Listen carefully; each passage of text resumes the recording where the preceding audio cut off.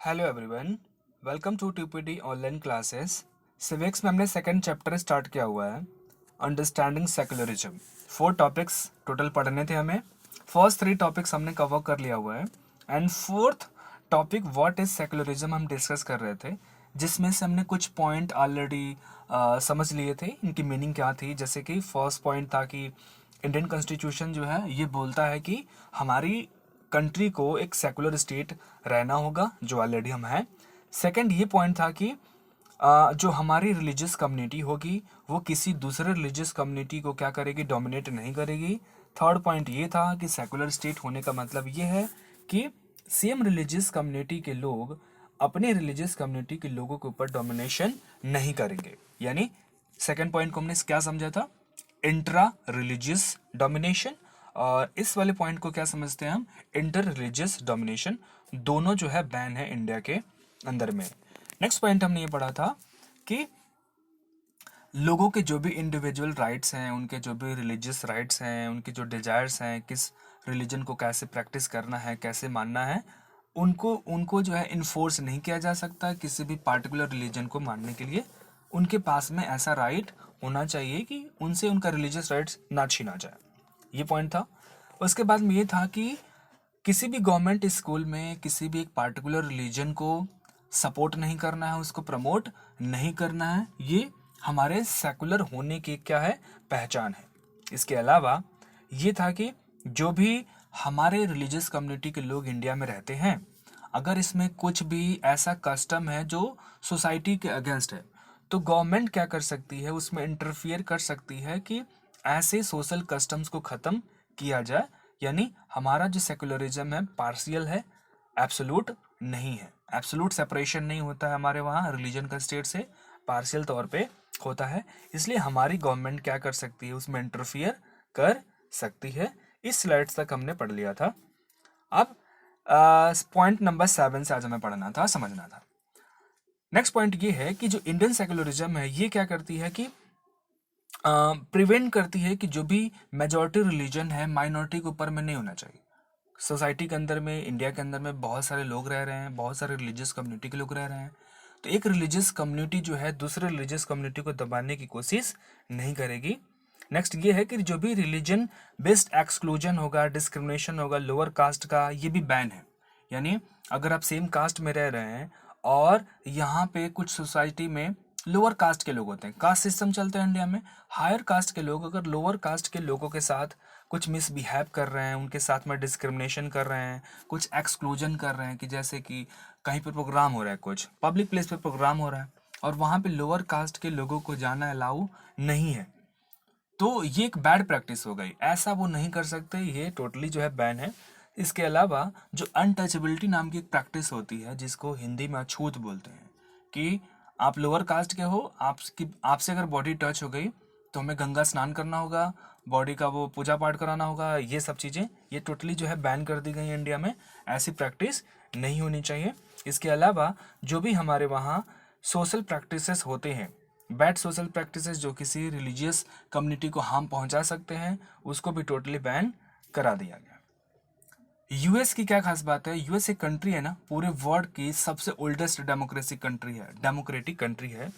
US में पूरी दुनिया का सबसे पहला रिटन कॉन्स्टिट्यूशन लिखा गया था, पूरी दुनिया का। जब यूएस का कॉन्स्टिट्यूशन लिखा गया ना, तो वहाँ पे डेमोक्रेसी थी। डेमोक्रेसी में उन्होंने कहा कि हम हर एक इंडिविजुअल व्यक्ति को बहुत सारे राइट्स देंगे। तो यूएस का जो कॉन्स्टिट्यूशन ड्राफ्ट किया गया था, तो वहाँ पे ये बोला गया कि जो भी लेजिस्लेचर होगी ना, लेजिस्लेचर जब कभी भी कोई भी कानून बनाएगी तो उनको हर एक रिलीजियस कम्युनिटी का क्या करना होगा, रिस्पेक्ट करना होगा, और किसी भी रिलीजियस कम्युनिटी को प्रोहिबिट नहीं कर सकते कि आपको ये रिलीजियस प्रैक्टिस बाहर नहीं करनी है, इस धर्म को मानना है, इस धर्म को नहीं मानना है। इसका क्या मतलब हो गया कि कोई भी लेजिस्लेचर जहाँ पे कानून बनाने का काम हो रहा है, तो यूएस की गवर्नमेंट ऐसा नहीं कर सकती कि किसी भी एक पार्टिकुलर रिलीजन को अपना एक ऑफिशियल रिलीजन डिक्लेयर कर दे।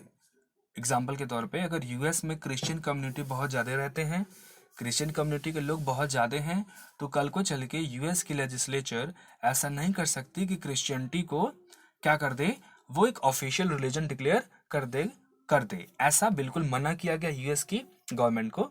यूएसए में क्या चलता है, सेपरेशन चलता है स्टेट और रिलीजन्स को।